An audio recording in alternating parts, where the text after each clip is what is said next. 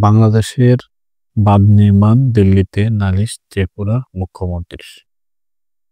ভারতের উত্তর-পূর্বাঞ্চলীয় ত্রিপুরার উনাকোটি জেলার কৈলাসহর মহকুমার বিপরীতে নিজেদের অংশে একটি বিশাল বাঁধ নির্মাণে বাংলাদেশ সরকারের নেওয়া পদক্ষেপের বিষয়ে দিল্লির কাছে নালিশ করেছেন রাজ্যের মুখ্যমন্ত্রী মানিক সাহা।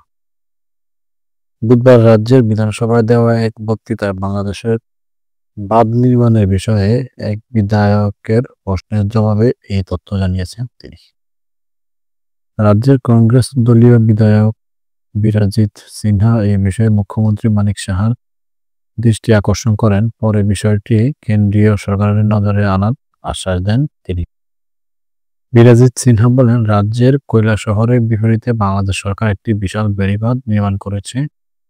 অন্যদিকে রাজ্যের রাঙ্গামাটি এলাকায় আমাদের 40 বছরের পুরনো একটি বাঁধ আছে।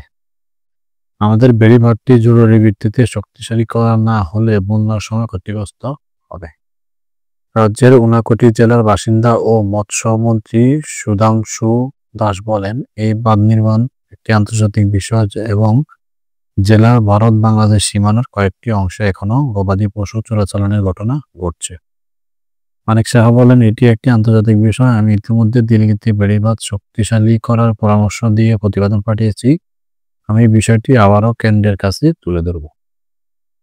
উনাকোটি জেলার ম্যাজিস্ট্রেট ডি.কে. চাকমার সঙ্গে যোগাযোগ করা হলে তিনি বলেন, বাংলাদেশ তাদের অংশে একটি বাঁধ নির্মাণ করছে বলে তিনি তথ্য পেয়েছেন। তিনি বলেন, বাংলাদেশের পাশে বাঁধ নির্মাণ করা হলে বর্ষাকালে কৈলাসহর থেকে বাটিতে বন্যার পানি যেতে সমস্যা হবে।